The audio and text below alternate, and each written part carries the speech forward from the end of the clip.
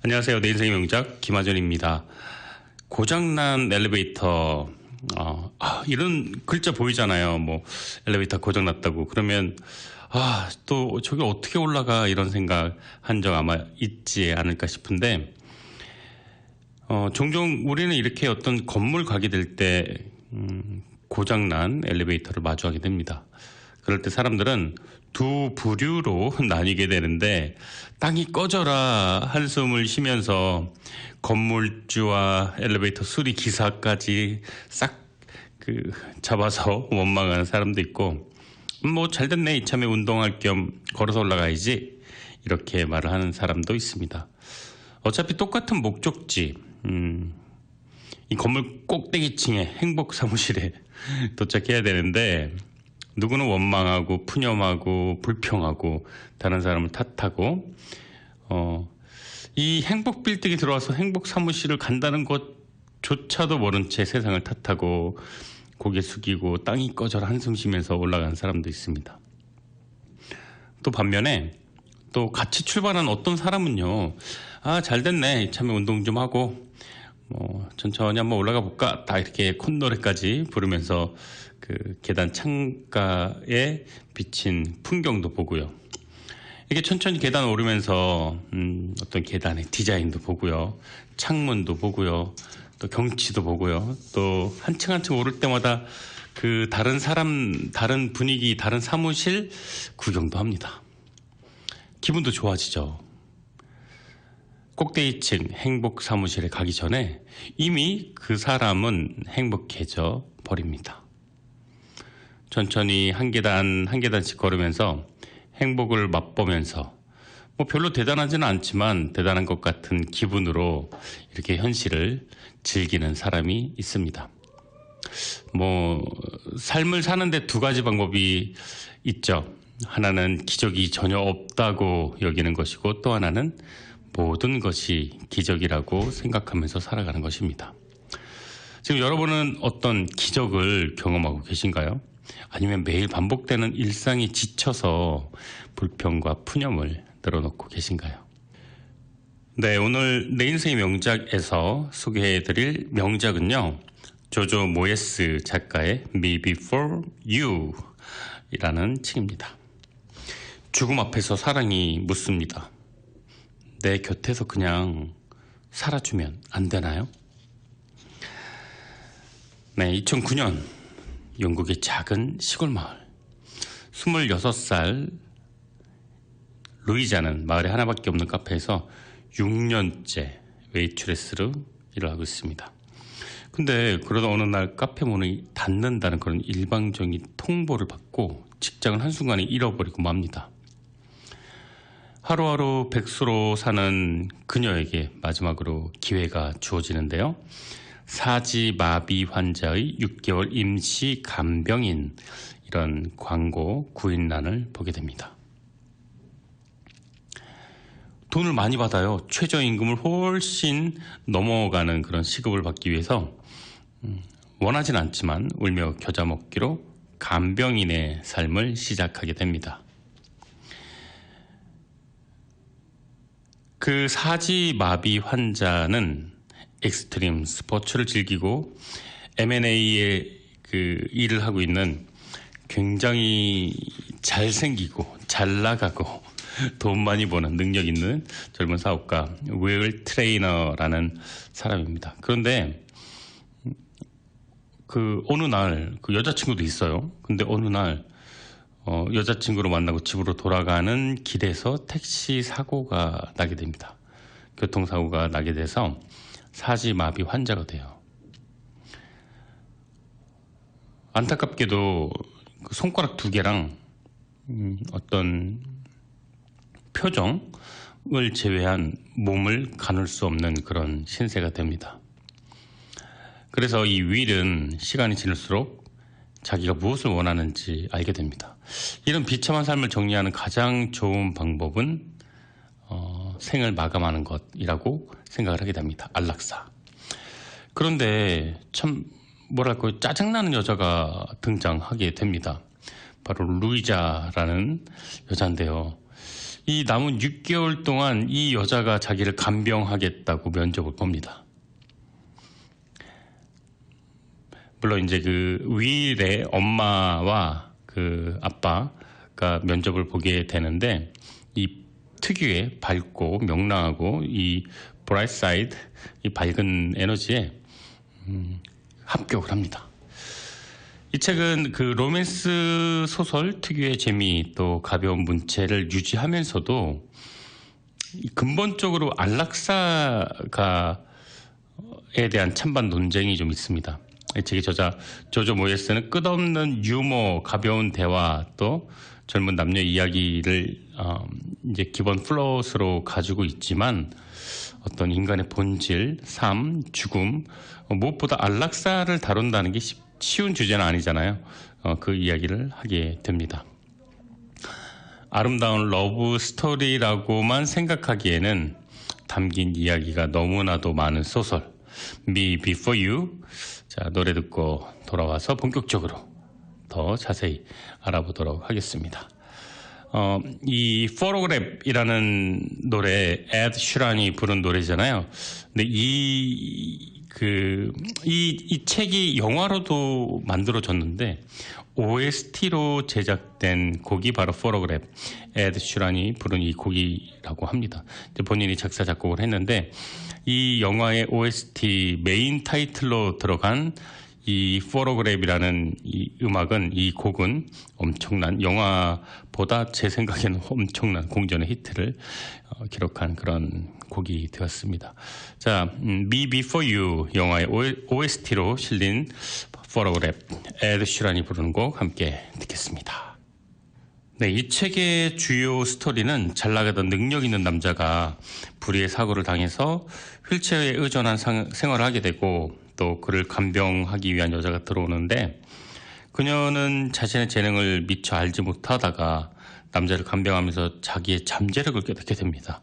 아, 내가 원래 이런 걸 잘하는구나. 네, 이런 남자에게 사랑을 느끼게 되기도 하는데요. 그런데 이런 스토리는 좀 많이 있죠. 그런데 평범한 로맨스 소설의 이야기는 아닙니다. 안락사와 같이 무거운 삶의 의미도 같이 담고 있고요. 또 가볍게 보고 읽을 만한 내용은 아닌 것 같다는 생각이 들었습니다. 물론 하지만 이제 소설에서 끝없는 유머, 또 가벼운 대화, 또 이런 것들이 나오기는 했지만, 어떤 근본적인 문제는 굉장히 무거운 플롯이 깔려 있습니다. 이 소설은 오만하리만큼 잘난 남자, 그런데 이제 교통사고로 사지마비가 된 이 윌이라는 남자와, 또 밝고 명랑하지만 직장을 잃어서 돈이 필요한 루이자라는 여성의 이야기입니다. 루이자라는 여성은 작은 마을에서 6년째 카페에서 웨이트리스로 일을 했는데, 6년째 일을 했다는 거는 그저 고등학교 졸업하고 그냥 계속 그 일만 한 거죠. 그리고 또 고등학교 졸업하고 계속 사귀어왔던 남자친구도 있었고요. 경제적으로 뭐 풍족하진 못하지만 할아버지도 있고 부모님도 계시고 여동생도 있고 뭐 그런 행복한 삶을 살고 있습니다.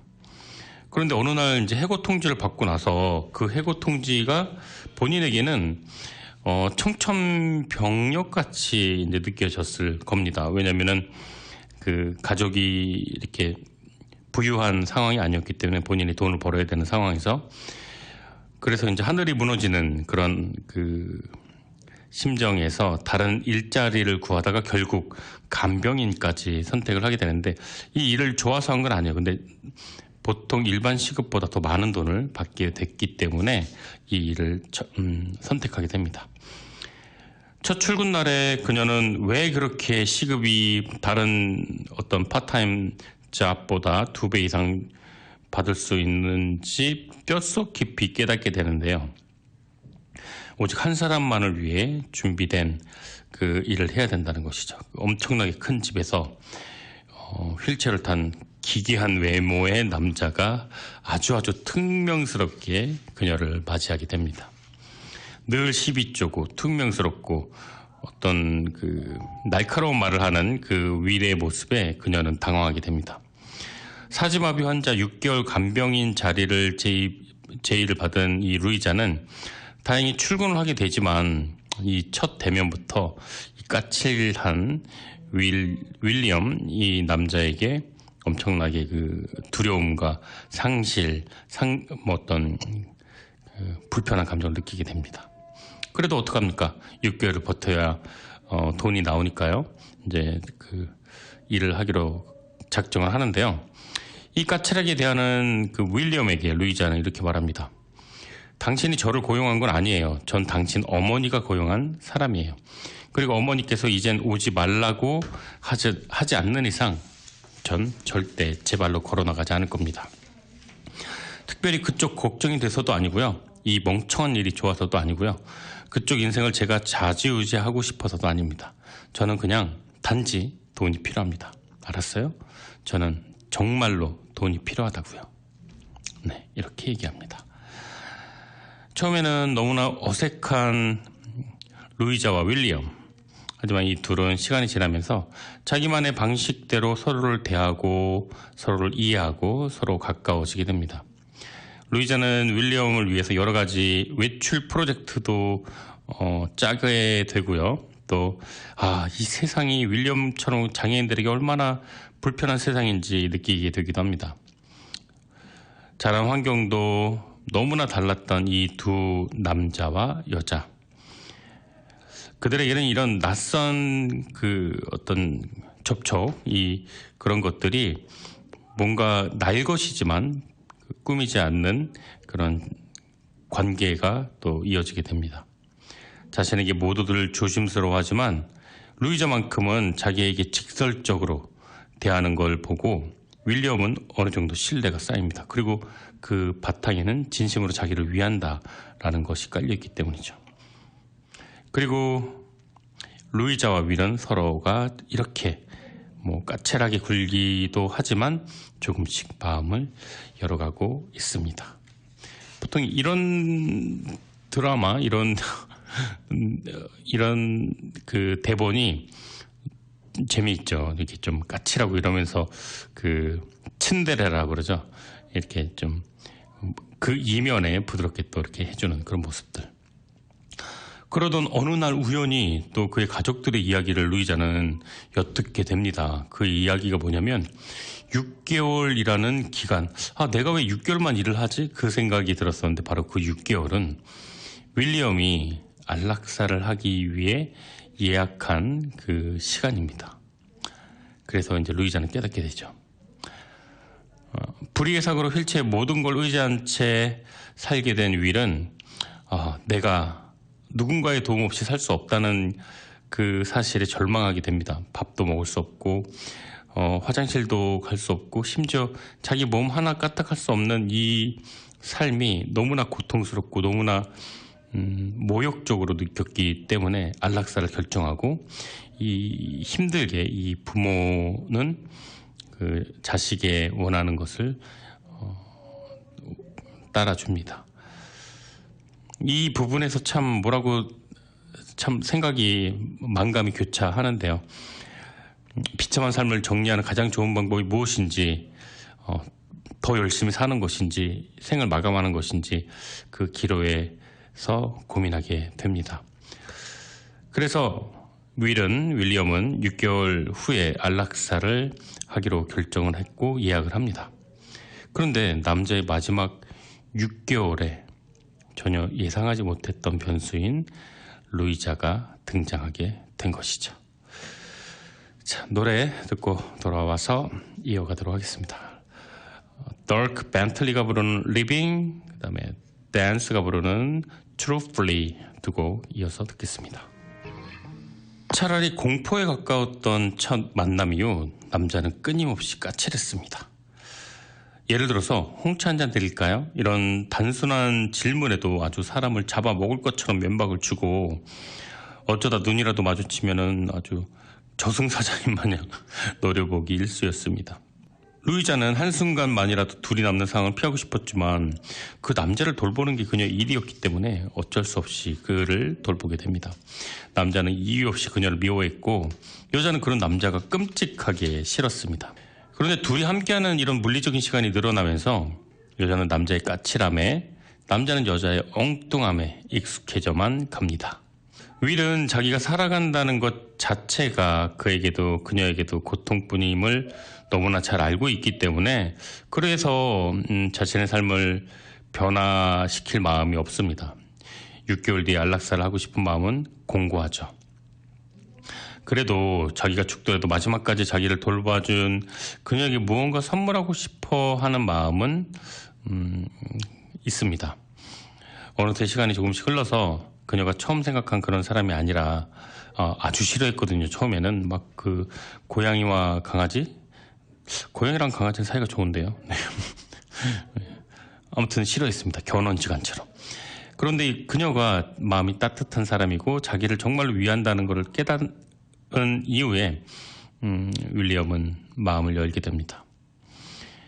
그런데 자기는 죽을 사람이기 때문에 자기가 안락사 이후에 세상을 떠나더라도 그녀가 삶을 살아갈 수 있는 방편을 마련해 주기를 윌리엄은 원합니다.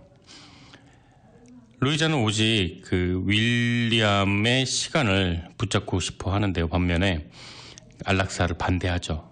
그냥 내가 돌봐줄 테니 평생 같이 살자 이런 이야기를 하게 됩니다.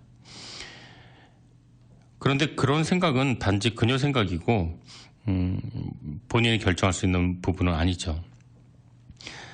저는 이 책으로도 보고 또 영화로도 보게 됐는데 주인공 남자가 정말 잘생겼어요. 영화에서. 너무 잘생겨서 몰입이 잘 된 건지 안 된 건지 모르겠네요. 진짜 그 매력적인 살짝 병양미, 네, 그리고 또 막 화내고 이럴 땐 카리스마도 있었고, 그런 생각도 들었는데, 이 그냥 외모에 빗댄 그런 대본이 아니라 정말로 그 시나리오 자체도 탄탄히 그 구성이 잘 되어 있다라는 생각이 들었습니다. 그 안락사라는 가볍지 않은 주제를 계속 이렇게 끌고 가면서도 어떤 그 독자들에게 생각할 수 있는 여지를 남겨두었다는 게 저도 참 많이 생각을 하게 됐고, 나라면 어땠을까 이런 고민, 이런 걱정, 이런 생각들을 하게 됐는데, 저는 개인적으로 안락사라는 것 그 제도 자체를 반대하지는 않는 입장이에요. 그리고 이 세상에서 이 안락사가 도입된 나라가 많지 않죠. 우선 여기 이제 네덜란드는 도입이 되어 있는데, 이게 뭐 더 보편화돼야 된다 이렇게 말을 하는 건 아니지만, 내가 어떤 삶의 의지가 없고, 그리고 이런 사지마비 환자가 우울증과 그다음에 극도의 고통으로 어떤 괴로움에 처해 있을 때 참 말하기 조심스럽네요. 이거를 뭐 자기 아무리 주장이라도 생명에 관련된 것이니까요. 이 책의 전개 방식은 네 그렇습니다. 마찬가지로 옳다 그르다 뭐 이런 평가를 내리진 않고요. 주인공의 하는 그 행동만을 묘사하고 있습니다. 자, 노래 두 곡 듣고 돌아올게요. 제레미 주커, Old Kids Are Depressed. 그다음에 Lovely Town, Grant Sheffer 두 곡 듣고 돌아오겠습니다. 루이자는 간병일을 하기 전부터 사귄 남자친구 패트릭이라는 남자가 있었는데 이 책에서는 루이자가 7년 사귄 패트릭보다 왜 윌리엄에게 더 끌렸는지 보여주는 그 대목이 나와요.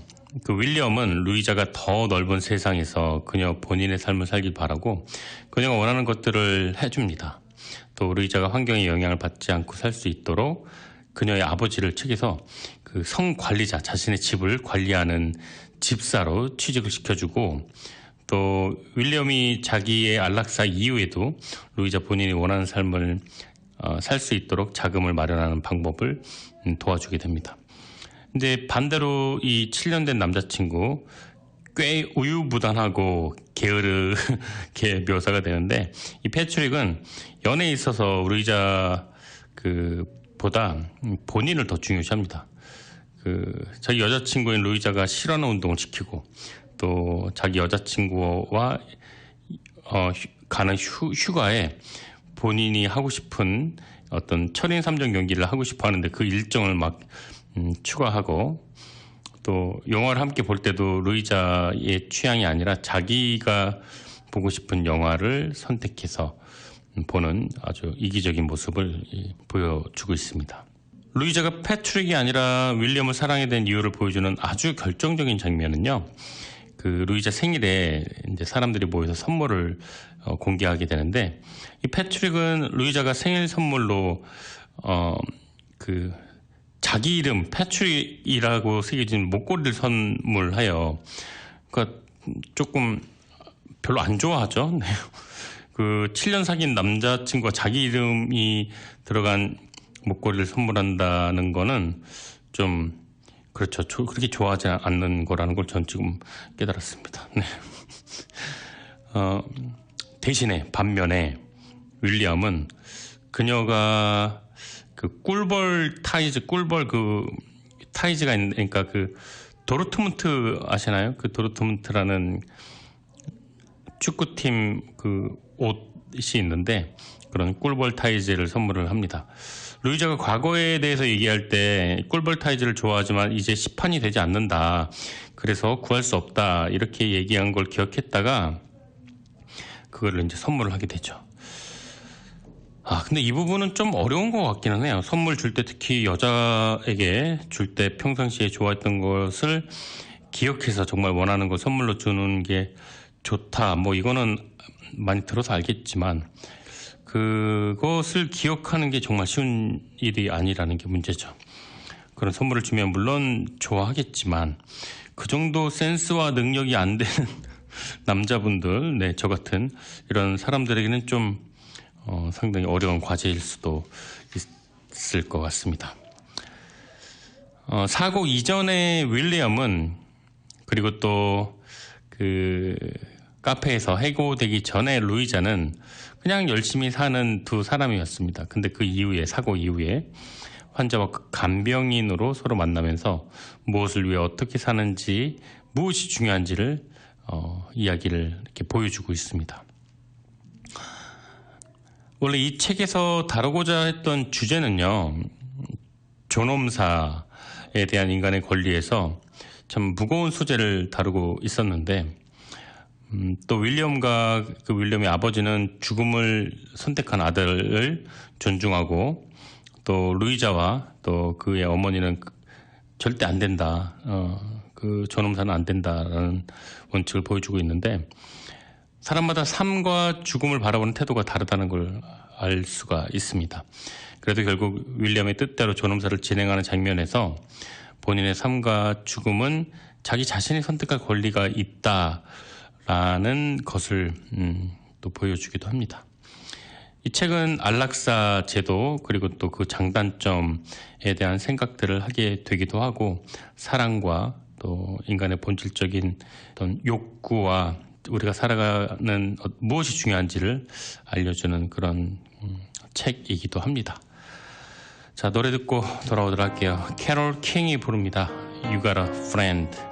함께 듣겠습니다. 네, Me Before You 1부 순서 여기까지이고요. 저는 노래 듣고 돌아와서 내 인생의 명작 2부 6시로 돌아오도록 하겠습니다.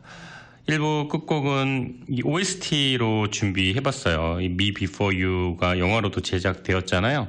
그 메인 OST가 Photograph 에드 슈란이 부르는 곡이었다면 이제 두 곡 준비했는데요. 이미진 드래곤스가 부르는 Not Today, 그다음에 클럽스가 부르는 Don't Forget About Me, 이 두 곡 OST로 준비했으니까요. 이 두 곡 듣고 저는 2부로 돌아오도록 하겠습니다. 네, 매주 토요일 오후 5시부터 7시까지 2시간 동안 진행되는 내 인생의 명작. 오늘 주제는요, 조조 모예스 작가의 Me Before You입니다. 극 중의 여자 주인공 루이자는 남은 시간 동안 윌리엄의 마음을 돌리기 위해 최선을 다하려고 합니다. 바깥 출입을 못하던 윌리엄을 또 바깥으로 자꾸 이렇게 끌어내고 이것저것 구경도 시켜주고 삶의 희망을 제발 좀 가지길 바랍니다. 반면에 윌리엄은 세상에 대한 욕심도 없고 꿈도 없는 루이자에게 충고를 합니다. 세상을 향해 나아가라고요. 네가 생각하는 것을 이룰 수 있다. 이렇게 어떤 용기를, 비록 이제 사지가 움직일 수 없는 환자지만 사지가 멀쩡한 루이자에게 이런 좋은 어드바이스를 해줍니다. 시간은 점점 흐르고 루이자의 진심을 알게 된, 그러니까 진심이라는 건 이 여자가 나를 정말로 스포트 해주고 나를 정말로 이렇게 위해 주는구나, 이런 걸 깨닫게 되고, 또 마지막으로 윌리엄이 살았던 런던을 향하는 그 여행을 또 계획을 했는데, 그때 마침 윌리엄이 폐렴으로 병원에 입원을 하게 됩니다. 그래서 여행을 못 갈 줄 알았는데 퇴원을 하고 나서 둘은 여행을 갑니다. 루이자는 그 전에 패트릭하고 7년 사귄 그 남자와 정리를 하고 오직 윌리엄의 간병에만 집중을 하는데요. 루이자는 최선을 다해서 진심으로 윌리엄을 돌보게 됩니다. 그리고 그 돌보면서 행복을 또 느끼게 됩니다. 그리고 루이자는 윌리엄에게 사랑을 고백하는데요. 제발 안락사를 안 했으면 좋겠어, 이런 얘기도 합니다. 그런데 윌리엄은 나도 당신을 좋아하지만 나는 안락사를 할 것이다, 이렇게 냉정하게 말합니다.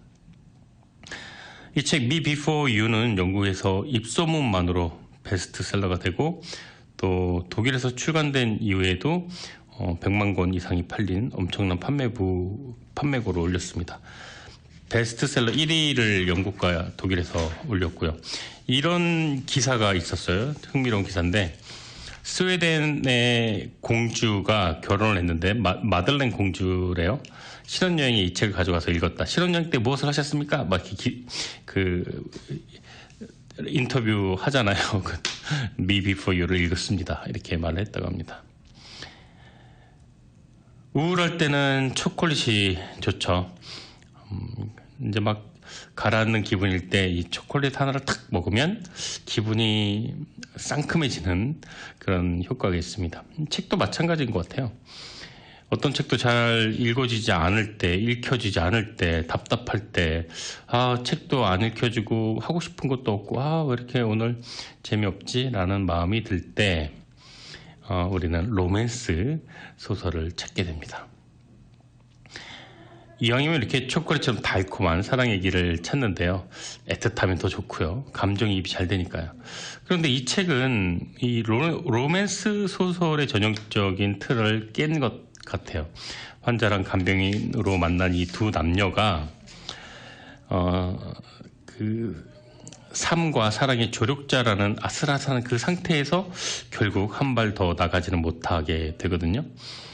결국 그 못다한 생을 그녀에게 남기고 윌리엄은 떠나고요. 우리가 바라는 거는 그래서 둘은 오랫동안 행복하게 사랑하며 살았습니다를 바랬는데, 이 책에서는 윌리엄은 안락사, 존엄사로 떠나게 되고 혼자 남겨집니다. 루이자는. 현실이 그런데 모두 해피엔딩은 아니니까 어쩔 수 없죠. 그런데 기적을 바랬죠. 책을 읽는 내내 이 두 사람이 잘 됐으면 좋겠다. 하지만 기적은 벌어지지 않았습니다. 어쩌면 그런데 남자 주인공 윌리엄이 남긴 게 기적일지도 모르겠어요. 한 여자의 삶을 인도해 주었으니까요. 루이자는 윌리엄의 유언이라고 해야 될까요? 살아생전했던 그 말들을 실천하면서 삽니다. 트라우마와 가족들에 치여서 삶의 방향을 잃어버린 루이자. 이 루이자가 세상을 향해서 걸어가게 됩니다. 오직 자기가 중심이 되는 삶을 살지 못할 때의 고통은 참 힘들죠. 네, 상상하기도 힘듭니다. 더군다나 정말 잘생기고 건강하고 멋진 삶을 살고 있었던 윌리엄이 사지불구가 됩니다. 삶의 주체가 될 수 없다는 것, 그리고 내 스스로 아무것도 할 수 없다는 것, 그것은 어떤 보이지 않는 낭떠러지로 끝없이 추락하는 기분이 들었을 거예요. 도와주는 사람이 없으면 몸을 가누기도 힘들고, 또 오로지 타인에 의지하는 삶, 물론 그 윌리엄의 선택, 안락사가 뭐 좋은 선택, 뭐 이런 박수 받을 만한 그건 물론 아니겠지만 무작정 비난만은 할 수 없는 거에 이 삶의 무게라는 건 당사자가 되어서 팔다리를 움직일 수 없다는 것, 그리고 절대 호전되지 않을 것이라는 것, 평생 나는 고개만 까딱거리면서 살아가야 한다는 것. 어떻게 해야 될까요, 여러분? 사지가 멀쩡한 사람도 우리는 살면서 힘듦을 느껴 자살 충동을 느끼는 세상입니다. 그런데 사지마비 환자가 준비되지 않았던 그가 받았을 그 고통의 크기는 본인 외에는 아마 모를 겁니다. 자기가 삶을 본인 스스로가 이끌어 나갈 수 없다는 현실, 본인 의지가 아니라 타인이 도와주어야만 기본적인 생활을 할 수 있다라는 것, 정말 상상만으로도 힘들고 가슴이 답답합니다. 승승장구하고 잘나가고 젊고 건강하던 한 남자가 평생을 사지가 마비된 채 남의 도움을 받아서 수동적으로 의지하면서 살아가야만 한다면, 그것도 평생 이 삶을 포기한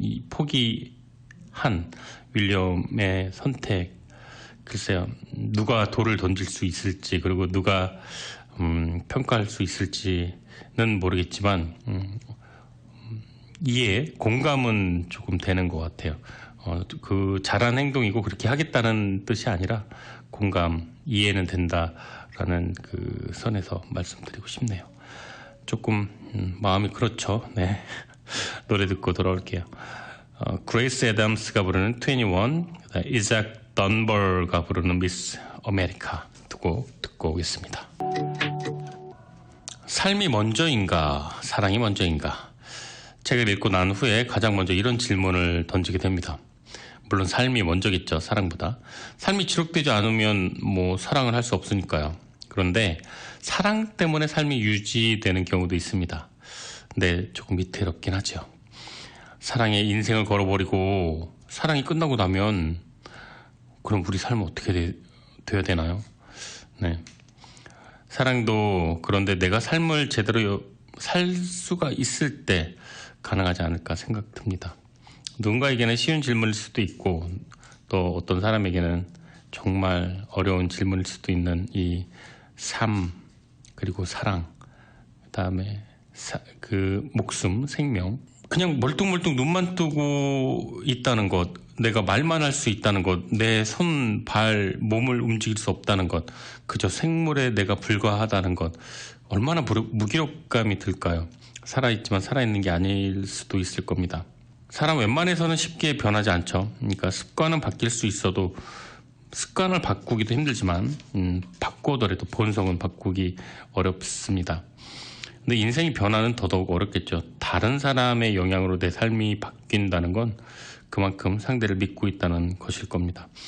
윌리엄은 이 책 마지막에서 결국 안락사를 선택하게 되는데 마음이 좀 공감이 되더라고요. 예전 같으면 이렇게 자기 아껴주고 사랑해주는 루이자가 있는데 왜 안락사를 선택했을까라는 생각을 당연히 들었겠지만 지금 제 입장에서는 윌리엄이 안락사를 선택한 게 공감은 되었습니다.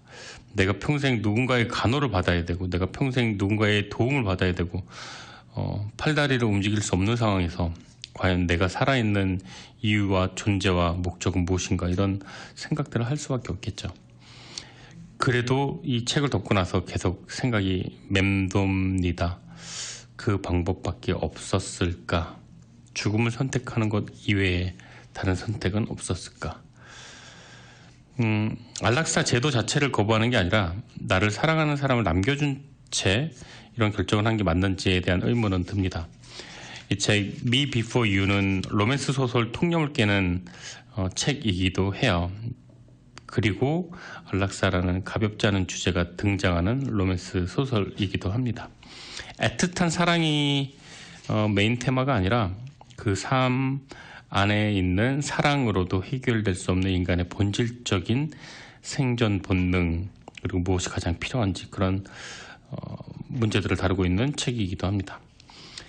가볍게 읽기 시작했다가 이렇게 먹먹하게 가슴을 쓸어내리는 이유이기도 합니다. 비록 그 윌리엄의 선택을 저지할 수는 없었겠지만 자기로 인해 누군가의 삶을 인도해 줄 수 있었다는 기억으로 그래도 윌리엄은 그러니까 그 줄리아의 삶을 좀 어느 정도 바꾸어 놓았지 않습니까? 그래서 그 기억만으로 행복한 마지막을 맞이하지 않았을까라는 생각도 드는데요. 불꽃 튀는 사랑 얘기는 아니었어요. 삶의 가치를 돌아보게 하는 그런 울림이 있었던 책이기도 합니다. 미약하게 태어났지만 누군가 삶의 방향을 제시할 수 있었다는 것, 대단한 일이겠죠. 마지막까지 자신의 가치를 증명하고 떠난 삶. 윌리엄의 마지막 선택은 안락사였지만 그 선택 이전에 이 루이자의 삶을 바꿀 수 있는 여러 가지 장치를 마련해 두고 떠났습니다. 많이 도와줬어요. 책에서는 루이자 부모님에게 직업도 주고 루이자가 자기가 떠나고 나서 어떻게 먹고 살 것인지에 대한 조언과 방편도 마련해 주고요. 그리고 용기와 신념도 심어주고, 그리고 자기는 또 안락사를 하러 좀 그거는 그런데 어쨌거나 루이자에게 좋은 그 인사이트를 주고 떠난 것은 맞습니다. 자, 노래 듣고 돌아오도록 할게요. 제임스 영, Happiest Year, 이덤, Opposite of Loving Me 두 곡 듣겠습니다. 네, 이 책의 앞권은 마지막 몇 페이지에 있습니다. 이 책이 꽤 두꺼워요. 그런데 저는 이 윌리엄이 희망을 버리지 않고 안락사를 안 하길 바라면서 읽었는데 결국에는 자기 고집대로 안락사를 했습니다. 하반신만 마비된 게 아니에요. 그 목 아래로는 전혀 움직일 수 없었단 말이에요. 다른 사람의 도움 없이는 아무것도 할 수 없었던. 근데 그러면 안 되는데 왜 이렇게 마음이 공감이 가는 거죠.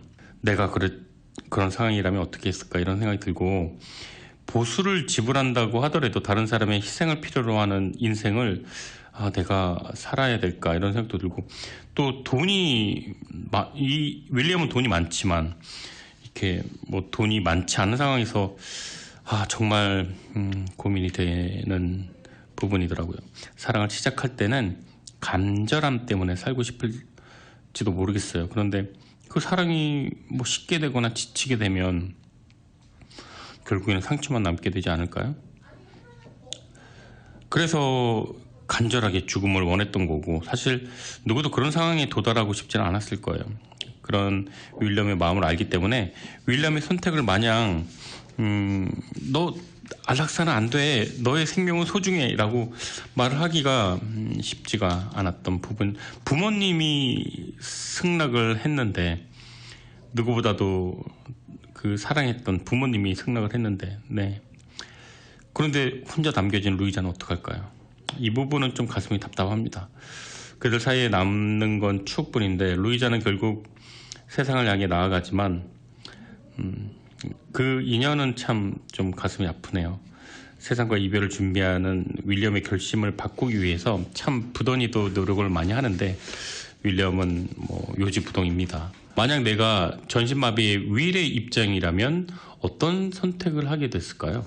지금 내 입장에서 제 입장에서 나라면 어떡할까 이런 생각을 하게 되는데, 여러분들이라면 어떻게 생각이 들까요? 어떤 선택을 하게 될까요?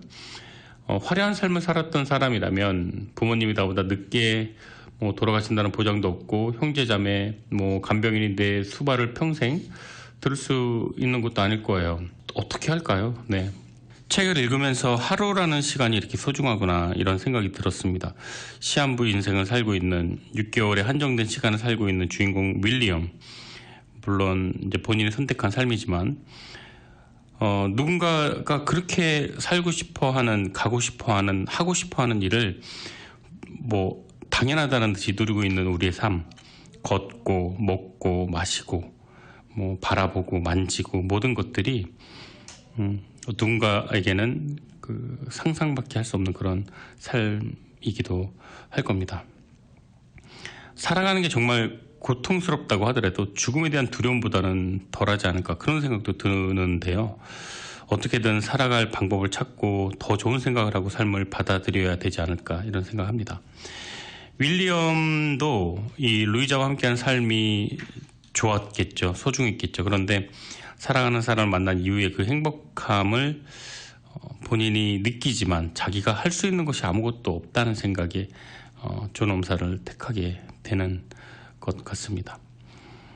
우리 인생은 아무도 모르죠. 앞으로 어떤 모습이 펼쳐질지 아무도 모르지만 그래도 스스로가 생을 마감하겠다는 각오, 마감하겠다라는 그런 선택을 하기까지 얼마나 그 고통과 고민을 했을지 좀 이렇게 감정이 이입되는 순간이었습니다. 자, 노래 두 곡 듣고 돌아오도록 할게요. 가빈 제임스, Nervous, 노라 존스, What Am I To You 두 곡 듣겠습니다. 네, 매주 토요일 저녁 5시에 시작하는 좋은 책과 좋은 음악이 있는 곳 김하준의 내 인생의 명작입니다. 사연 보내주실 분은요. 이메일 am1660h 하준이에요. h @gmail.com으로 보내주시거나 뭐 카카오톡 방송국 카카오톡 이용하시거나 또 편지 K라디오 구글에 검색하시면 주소 나오거든요. 베이사이드에 있습니다. 뉴욕. 이렇게 연락 주시면 됩니다. 오늘 내 인생의 명작 주제는요. 조조 모예스 작가의 Me Before You 라는 책입니다. 안락사의 윤리적인 논란을 생각을 안 할 수가 없는데요.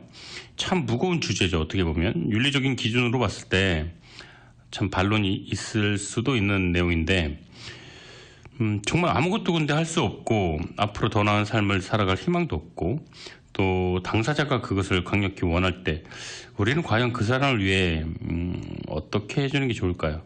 그래도 살아가야지. 이런 시련을 이겨내야지. 이 상황에서도 행복을 찾을 수 있을 거야 라고 말을 하는 게 맞는 건가? 이런 무기력한 위로를 해야 되는 건가? 아니면 고통스러운 상황을 이해하니까 너의 선택을 존중할게. 죽어라! 네, 죄송합니다. 이렇게 말을 할 수도 없는 입장이 아닌가 생각 듭니다. 세상에 태어날 때는 자신의 의지와 상관없지만 죽음만큼은 선택하고 싶다고 말하는 그 안락사를 찬성하는 분들의 입장을 우리가 무슨 근거로 어떤 권한으로 금할 수가 있는지라는 생각도 하게 되는데요. 어떻게 생각하면 맞는 말 같기도 하지만 신께서 주신 우리 소중한 목숨을 우리 의지로 끊는다는 게 용서 못할 죄가 아닌가라는 생각도 하게 되고요. 사람의 목숨을 놓고 무엇이 정답이다 이렇게 말할 수는 없지만 윌리엄과 같은 상황에서는 그 누구도 행복하지 않았을 겁니다. 그런데 더 많이 생각을 했겠죠. 루이자라는 사람을 만나서 자기 인생이 변하고 사랑을 느꼈음에도 불구하고 안락사를 선택한 거 보면은요. 안락사는 뭐 낙태 문제, 피임 문제 뭐 이런 것과는 다른 관점에서 들여다봐야 될 겁니다. 뭐 윌리엄 같은 경우에는 뇌가 정상적으로 작동을 했기 때문에 자기가 주장을 할 수 있지만 뇌도 어떤 그 작동하지 않은 뇌사 상태라면 과연 그 삶의 종말은 누가 결정할 수 있을지 그 호흡기로만 연명하고 뇌가 죽어있는 상황에서 그 사람의 목숨을 유지하는 게 맞는 일인지 생각해 봐야 될 겁니다. 그러면 유지하지 않는다고 한다면 뭐 호흡기를 떼는 선택을 과연 누가 할 수 있는 것인지 제 끝에서 윌리엄은 죽음을 선택하기까지 많은 생각을 했고 고민했다는 부분이 나오는데 그러면서 참 이 책이 지나치게 처지지도 않고 막 정말 미친 듯이 눈물이 나지도 않고 이런 부분에서 좀 담담하게 넘어갔던 것 같아요. 너무 가볍지도 않고 너무 무겁지도 않게 루이자의 입장을 이해할 수 있었고 이 책 주인공 윌리엄도 충분히 공감이 갔습니다. 책을 읽으면서 이 두 사람의 케미스트리를 보면서 유쾌했고 행복했지만 온 마음을 다해서 진정으로 즐겁지는 않았었던 것 같아요. 왜냐하면 그 끝이 보이니까요. 책을 덮고 난 다음에도 여운이 길었던 것 같아요. 조금이라도 그 여운에 또 빠져 있는 것도 나쁘지 않다라는 생각도 들었는데 자꾸 이입을 하게 되는 거죠. 감정을. 내가 윌리엄이라면, 아니면 내가 사랑하는 사람이 이런 안락사를 앞두고 있다면 나는 어떤 기분일까? 어떤 감정일까? 내가 그를 말려야 할까? 아니면 내가 그런 선택을 해야 될까? 이런 생각들이 많아졌습니다. 누구에게라도 이 책은 사랑에 메말랐던, 사랑을 못 해봤던, 사랑에 빠져있던, 사랑을 갈망하던, 평생 사랑과 죽음의 무게를 생각해보지 않았던 사람이라고 하더라도 한 번쯤 함께 읽어보고 대화할 수 있는, 대화해보고 싶은 그런 책이기도 합니다. 자, 노래 듣고 돌아오도록 할게요. 댄, 그다음 샤이가 부르는 곡 데킬라 함께 듣겠습니다. 네, 작품의 내용은 모순적인 표현이지만 아주 단순하고 복잡합니다. 단순한 줄거리, 이 줄거리가 굉장히 단순한데 안락사가 또 들어가 있어요. 플롯 안에. 6년 동안 일하던 카페에 폐업으로 백수가 된 루이자는 돈을 많이 준다는 거에 혹해서 간병인을 하게 됩니다. 6개월 임시 간병인이죠. 그런데 이 윌리엄이란 남자는 젊고 잘생기고 능력이 있었던 남자인데 교통사고로 이 사지를 움직일 수 없는 전신마비가 됩니다. 그래서 늘 이제 살 날이 얼마 안 남았다는 생각이 까칠하고 아주 무례하게 루이자를 대하지만 루이자는 포기하지 않고 윌리엄에게 다가갔습니다. 수다스럽지만 따뜻한 마음을 가진 루이자, 그리고 비극적인 선택을 앞둔 윌리엄. 이렇게 두 사람이 서로 마음을 열면서 사랑의 감정이 조금씩 싹트게 됩니다. 그러던 중에 6개월이라는 시간이 삶의 마지막 기간이라는 것을 루이자가 알게 되고 그 선택을 바꾸려고 노력을 합니다. 그런데 안타깝게도 해피엔딩으로 결말을 맺지는 못하죠. 사랑하기 때문에 떠난다는 말처럼 윌리엄은 원래 계획대로 루이자를 남기고 존 홈스를 선택하고 떠납니다. 자존심이 강한 윌리엄으로서 평생 남의 도움 없이는 손 하나 까딱할 수 없다는 그 인생이 비참하고 절망적이었을 겁니다. 게다가 그 의지나 대상이 사랑하는 연인이라면 고통이 더 클 수도 있겠죠. 사랑하는 사람에게는 뭐든지 해주고 싶잖아요. 막 다 주고 싶고. 그런데 나는 계속 받아야만 된다라는 그것도 행복한 기분은 아니었을 겁니다. 루이자도 그녀만의 삶에 있다는 것을 윌리엄은 알고 있었기 때문에 루이자의 삶을 응원하고 어떻게 살아야 된다라고 계속 어드바이스를 해줍니다. 해피엔딩을 기대한 사람들한테는 안타깝겠지만 윌리엄 입장에서 보면 어떻게 보면 이 엔딩이 해피엔딩일 수도 있을 겁니다. 안락사가 편안한 죽음이라고 생각하지는 않지만 최악의 상황인 사람에게는 어떤 차선의 선택일 수도 있다라고 책에서는 묘사를 합니다. 사실 그 존엄사 주제의 논란이 어제 오늘 일은 아니죠. 존엄사에 대한 논란은 여전히 현재 진행형인데 저도 어떤 입장을 지지하는 건 아니지만 죽음에 대한 개인적 선택권에 대해서 앞으로도 많은 논란이 있을 거라고, 또 대화와 어떤 그 이슈가 될 거라는 생각은 듭니다. 네덜란드에서는 2002년도에 세계에서 처음으로 안락사법을 제정을 했어요.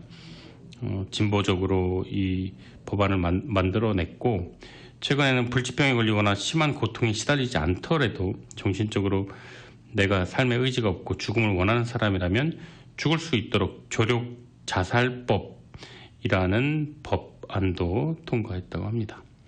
네덜란드 보건 및 법무부 장관은 의회에 보내는 서한에서 신중한 고려 끝에 인생이 완성됐다고 판단한 이들이 엄격하고 사려 깊은 기준에 따라 존엄한 방식으로 인생을 끝낼 수 있도록 허용해야 한다, 이렇게 입장을 밝히기도 했습니다. 어떻게 살 것인가 마찬가지로 어떻게 죽을 것인가도 고민을 해봐야 된다라는 생각이 듭니다.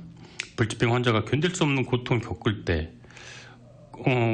그냥 막무가내로 참아라, 견뎌라, 이겨내라, 인생은 소중하다라고 말을 할 수 있을 것인가. 물론 이 책 주인공 윌리엄은 불치병 환자는 아니지만 그의 삶이 살아있는 것이 고통스럽다고 본인이 느꼈고, 또 헌법에도 보장되어 있잖아요. 생존권은 아름다운 죽음에 대한 선택까지도 포함하지 않을까, 이런 해석도 하게 되는데, 한국에서는 존엄사를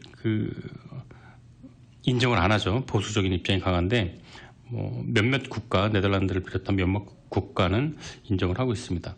이 여러 가지 악용될 수도 있는 문제이기 때문에 그냥 쉽게 결정될 수 있는 부분은 아니지만, 사람마다 참 다르게 받아들일 수는 있을 거예요. 이 작품이 전하고자 하는 핵심 메시지. 그러니까 제가 이해한 부분은 맹목적인 삶이 최선이 아닐 수가 있다. 때로는 죽음을 본인이 선택하는 것이 자기의 존엄성을 지키는 수단이 될 수도 있다. 그렇지 않을까. 이렇게 저는 이 책을 덮고 받아들였습니다. 노래 듣고 돌아오도록 할게요. 퀸이 부르는 곡이에요. 보헤미안 랩소디 함께 들으시죠. 네, 매주 토요일 저녁 5시에 시작하는 좋은 책과 좋은 음악이 있는 곳, 김하준의 내 인생의 명작 청취하고 계십니다. 매주 토요일 5시부터 7시까지 방송되고 있어요. 2시간 동안. 네. 너무 긴가요? 네. 처음에 30분 했었어요. 내 인생의 명작이. 지금 2017, 8, 9, 0, 1, 2, 6년째 하고 있는데, 처음에 30분에서 1시간, 그리고 1시간 반, 그리고 2시간 이렇게 됐습니다. 점점 편성이 늘어나는 것만큼 저의 마음도 뿌듯하고 기쁘고 자랑스럽고, 네, 여러분들에게 더 전달할 수 있는 내용이 많아지니까 행복합니다. 오늘 나누었던 책은요, 조조 모예스 작가의 Me Before You라는 책이에요. 영화로도 나왔고요. 가볍게 읽히고 가볍게 볼 수 있지만 그 안에 내면은 어떤 묵직한 인간의 본능적인 삶과 죽음이 담겨져 있는 그런 책입니다. 행복했어요. 네, 읽는 내내. 그리고 여러분과 함께 이 책을 설명하는 과정도 저에겐 기쁨이었습니다. 이제 마쳐야 될 시간이 되었습니다. 저는 다음 주 토요일 5시에 다시 돌아오도록 할게요. 오늘 끝곡은 맨하탄에서 제니 고라고 하셨는데요. 신청곡 송창식의 창밖에는 비 오고요. 마지막 곡으로 띄워드리도록 하겠습니다. 저는 다음 주 토요일 5시에 다시 돌아오도록 할게요. 오늘 끝까지 청취